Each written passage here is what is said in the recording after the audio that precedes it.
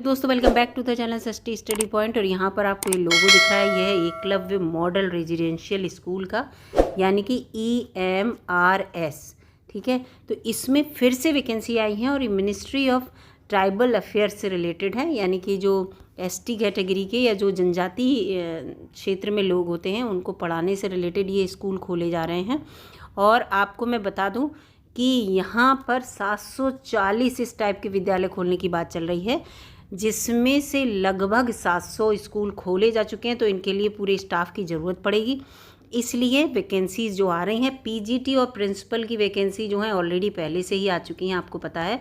और अगर जिन लोगों ने फॉर्म नहीं भरा है तो वो फॉर्म जाके भर दें।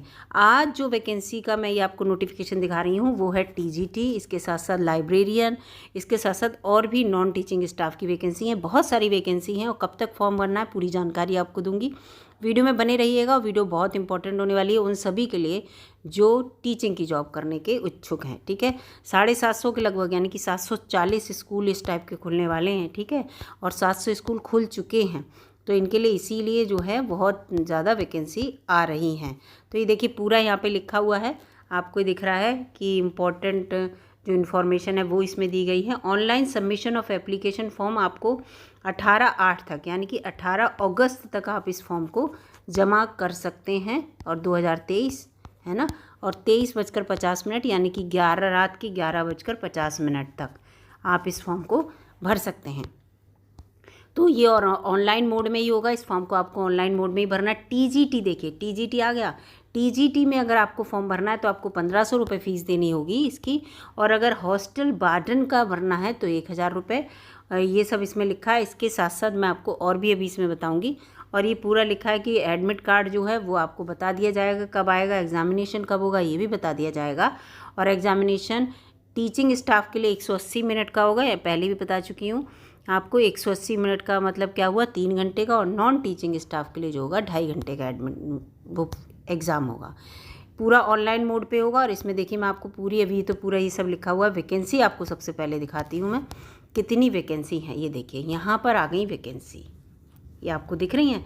TGT की कितनी है वैकेंसी, 5660। कितनी ज़्यादा वैकेंसी हैं। हॉस्टल वार्डन मेल अगर आप हैं तो 335 हैं, फीमेल के लिए 334 हैं, और टोटल 6329 वैकेंसी आई हैं इसमें।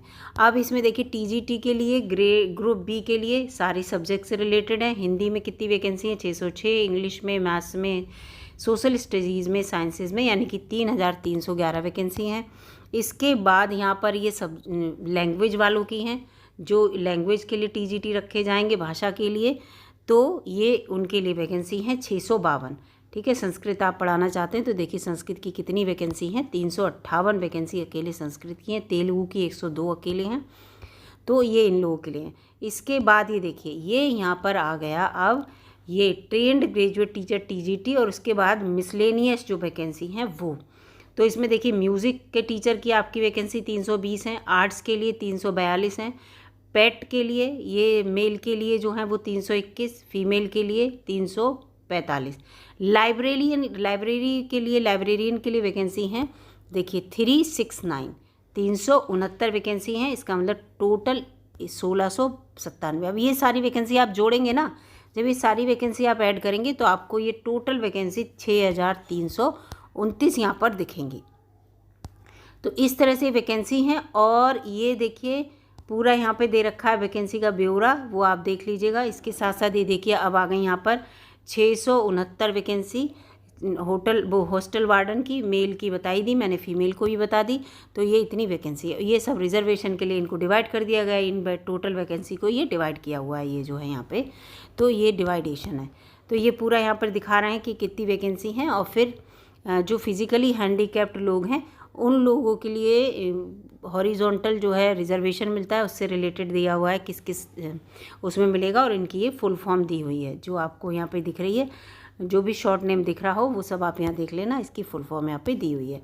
ज़्यादा वीडियो लंबी ना हो इसलिए मैं आपको ये सब बताती चल रही हूँ, जल्दी जल्दी बताने की कोशिश कर रही हूँ। एक चैनल पर ऑलरेडी पहले से ही वीडियो है, आप उसे देख लीजिएगा जाके। वो PGT और प्रिंसिपल से रिलेटेड है वैकेंसी, और नॉन टीचिंग स्टाफ से, तो उसमें भी सारा यही दिया है। ठीक है, और नेस्ट की भी फुल फॉर्म उसमें मैंने बता रखी है। नेस्ट के थ्रू जो है वो आपका पूरा ये जो है भर्तियाँ होंगी। और यहाँ पे पूरा लिखा है कि इसमें the cut off date determine very eligibility criteria will be 18/8/2023 जो भी है आपका एजुकेशनल क्वालिफिकेशन एज लिमिट, ये 18/8/2023 से पहले के बारे में सारा बता रहे हैं। आपके डॉक्यूमेंट उसी से पहले के हों, आपकी एजुकेशन क्वालिफिकेशन पहले की हो, ऐसा ना हो कि फॉर्म भरने की लास्ट डेट से बाद में आपने कुछ किया हो। तो ये सब इसमें दिया है। रिटन टेस्ट होगा आपका, इसके बारे में भी आपको बता दिया जाएगा। और ये देखिए आपका पे स्केल बताया जा रहा है कि टीजीटीज़ के लिए और जो मिसलेनियस है उनके लिए क्या लेवल है, लेवल 7, लेवल 6, और हॉस्टल वार्डन के लिए लेवल 5 है। ये सब इसमें दिया हुआ है। और इसके बाद यहाँ पर मैं आपको और भी दिखाती हूँ।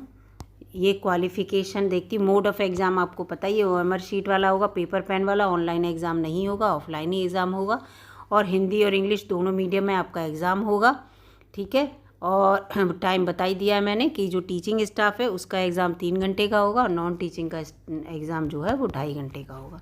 तो ये सब है। और फिर टीजीटी के लिए जो एग्ज़ाम पैटर्न है, देखिए लिखा है कि एग्ज़ाम में जो ऑब्जेक्टिव टाइप क्वेश्चन आएंगे वो 120 मार्क्स के हैं, ये पूरा पेपर होगा।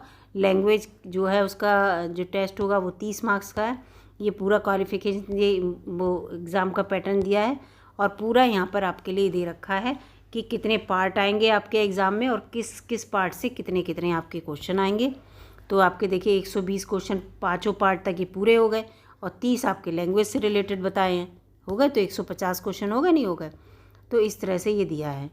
तो ये जो पार्ट 6 है वो ऑप्शनल होगा, उसमें जो भी लैंग्वेज आप चूज़ करेंगे उसके रिलेटेड है। और ये लिखा है देखिए, language competency general Hindi, general English या रीजनल कोई भी लैंग्वेज आप ले सकते हैं, 10 marks of each subject. The part of qualifying in nature only with minimum 40% marks in each language. जो भी लैंग्वेज आप लेंगे उसमें 40% मार्क्स आपको हर हाल में लाने होंगे। ये सिलेबस से रिलेटेड एक अलग वीडियो मैं आपको बना दूंगी, क्योंकि इसमें अगर मैं सारा समझाऊंगी तो बहुत बड़ी वीडियो हो जाएगी दोस्तों। अब मैं आपको यहाँ पर क्राइटेरिया बता देती हूँ कि क्वालिफ़िकेशन क्या चाहिए इसके लिए, क्योंकि आप जो बच्चे फॉर्म भरेंगे वो क्वालिफ़िकेशन सबसे पहले देखेंगे कि हम इसमें इसके अंतर्गत आ रहे हैं नहीं आ रहे हैं। तो ये देखिए, टीजीटी के लिए, टीजीटी इंग्लिश, हिंदी या third language, mathematics, social study, science जो थे उसमें आप 35 साल से ज़्यादा ना हो, एज रिलैक्सेशन आपको मिलेगा। SC ST OBC 3 साल 5 साल का जो भी है, और 55 साल से ज़्यादा के ना हो। 55 साल तक के लोग, रिजर्वेशन आपको कितना भी बड़ा मिल जाए लेकिन आपकी एज 55 साल से ज़्यादा ना हो, ये है। बहुत सी जगह अभी रिजर्वेशन का भी दिखाऊंगी आपको। इसमें क्या है कि 4 साल का जो इंटीग्रेटेड डिग्री कोर्स होता है, यानी कि जिसमें ग्रेजुएशन प्लस BEd वाला होता है, वो वाला आपने किया हो, चाहे 3 साल की बैचलर डिग्री वाला किया हो, ये सब है टीजीटी के लिए। और ये लिखा है देखो, हिंदी के लिए क्या है, हिंदी आप 3 साल में आपके ग्रेजुएशन में जो है आपके पास रही हो, इंग्लिश भी आपके 3 साल रही हो। मैथमेटिक्स में क्या है, मैथमेटिक्स आपकी फ़िज़िक्स के साथ हो, ठीक है। मैं bachelor degree mathematics along with the physics, only one of following subject, chemistry, electronics और कंप्यूटर साइंस, स्टैटिस्टिक्स। मतलब मैथमेटिक्स और फिजिक्स साथ में, उसके तीसरा चाहे आप इनमें से कोई सा भी हो, चाहे केमिस्ट्री लिया हो आपने, चाहे इलेक्ट्रॉनिक्स, कंप्यूटर साइंस या स्टैटिस्टिक्स, ठीक है। जूलॉजी बॉटनी के लिए टीजीटी साइंस में जूलॉजी बॉटनी केमिस्ट्री आपके पास रहा हो। और जूलॉजी इसमें लिखा है, candidate should have studies botany and zoology and chemistry during all 3, जो ग्रेजुएशन के 3 साल होते हैं ZBC से जो बच्चे करते हैं, तो ये तीनों रहे हो, जूलॉजी बॉटनी आपके पास रहा हो, ठीक है। बहुत से बच्चे क्या होते हैं, एक सब्जेक्ट छोड़कर बहुत से बायोटेक्नोलॉजी वगैरह ले लेते हैं, तो इसको रिलेटेड है। तो ये सब इसमें दिया हुआ है, ठीक है। तो और इसके साथ साथ ये लिखा है कि ये फॉर एंड, ये तो पूरा हो गया, एंड फॉर ऑल टीजीटी, सभी टीजीटीज़ के लिए past CTET conducted by CBSE accordance with the guidance framed by the NCTE for the purpose, ठीक है। इस पर्पज़ के लिए टीजीटी के लिए देखिए CTET यहाँ पर कर दिया है। और फिर इसके साथ आपके पास BEd की डिग्री भी कर दिया है। सी पोर्शन, A पोर्शन तो ऊपर चल रहा था, A पोर्शन के सब डिवीज़न चल रहे थे, है ना। A वाले पोर्शन के यहाँ पर सब डिवीज़न चल रहे थे। और उसके बाद B पोर्शन में यहाँ पर ये देखिए A पोर्शन, ये A पोर्शन यहाँ से चल रहा है पूरा, ये वाला A पोर्शन चल रहा है।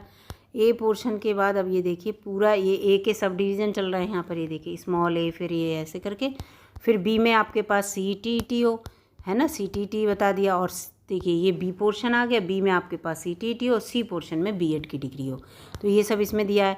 अब यहाँ पे दिया है कि बीएड की डिग्री उनके लिए ज़रूरी नहीं है जिनने 4 साल वाला इंटीग्रेटेड कोर्स किया है, जो ग्रेजुएशन प्लस बीएड माना जाता है।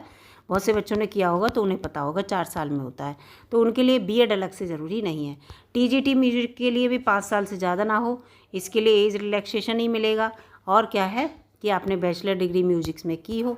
ऐसे ही आर्ट्स के लिए क्या है कि डिग्री आपकी फाइन आर्ट में हो किसी रिकॉग्नाइज यूनिवर्सिटी से, और बीएड की डिग्री फाइन आर्ट में या फाइन आर्ट में किसी रीजनिंग कॉलेज में आपकी बीएड की डिग्री होनी चाहिए। या लिखा है ना, या तो आपके पास केवल एक ग्रेजुएशन करें हो या बीएड की डिग्री हो आपके पास फाइन आर्ट में की हुई। तो इस तरह से इसमें पूरा दिया हुआ है। फिजिकल एजुकेशन के लिए भी केवल बैचलर डिग्री है।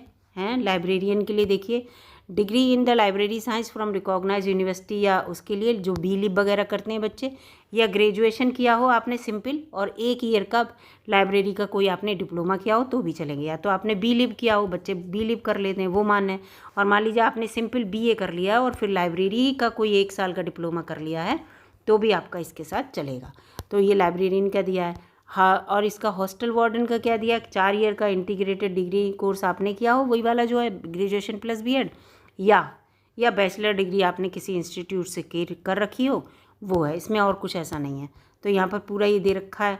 तो अगर आपके पास ये सारी क्वालिफिकेशन है तो देख लीजिएगा। एज रिलैक्सेशन का मैं आपसे कह रही थी तो वही है। SC के लिए 5 साल का है, तो यानी कि 35-5 40 साल तक। OBC के लिए क्या है, 3 साल का, यानी कि 35-3 38 साल तक। फिर 3 year continue service in central government के लिए, जो इनके लिए तो ये 5 साल का है। इनके लिए जम्मू कश्मीर वाला जो है भी है 5 साल का है। वुमेन ऑल कैटेगरी किसी भी की हो, अगर वो TGT के लिए अप्लाई कर रही हैं तो उन्हें 10 साल की छूट है, यानी कि वो ये 35 है, यानी कि 45 साल तक फॉर्म भर सकती हैं भाई। महिलाओं के लिए काफ़ी अच्छा है। फिर जो पर्सन विद डिसेबिलिटी होते हैं, महिलाओं को जोड़कर, जो फिजिकली हैंडीकैप्ड लोग होते हैं, तो उनके लिए देखिए SC ST के लिए 15 साल की छूट है। 35 + 15 कितना हो गया भाई, 50 साल। OBC के लिए 13 साल, जनरल के लिए 10 साल। 10 साल तो वैसे भी फीमेल के लिए है ही, ठीक है। और जो परमानेंट एम्प्लॉई हैं EMRS में, तो उनके लिए 55 साल है ही, वो 55 मिनिमम, मतलब अगर वो 55 साल हैं, उससे थोड़ा बहुत रह गए तो भी फॉर्म भर सकते हैं। तो इसीलिए इन्होंने कहा है कि 55 साल से ज़्यादा का नहीं होना चाहिए। तो ये सब इसमें अंदर इन्होंने दे रखा है अपना। और ये इतना ही बस। और वही है कि अगर आप फिज़िकली हैंडीकैप्ड हैं तो आपके पास 40% हैंडीकैप्ड वाला सर्टिफिकेट होना चाहिए, तभी आप इसके लिए एलिजिबल है। ये सर्टिफिकेट बनाने के लिए पूरा क्राइटेरिया यहाँ पे आ जाएगा कि किस तरह के आपके सर्टिफिकेट बने हुए होने चाहिए। तो अगर आप इसमें फॉर्म भरना चाहते हैं तो भर दीजिए जाके। फॉर्म के लिए अपडेट आप देखते रहिएगा, इसकी वेबसाइट है, वेबसाइट पर।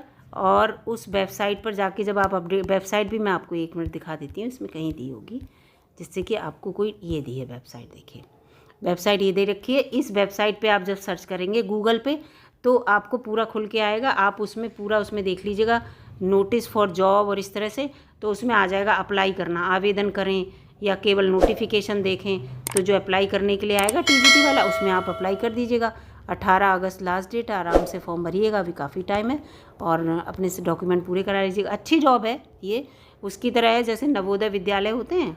नवोदय विद्यालय जिन बच्चों ने देखे होंगे उन्हें पता होगा, उस तरह का रेजिडेंशियल होगा ये। तो ये अच्छी जॉब है। आप अगर करना चाहते हैं तो फॉर्म भर दीजिए इसको।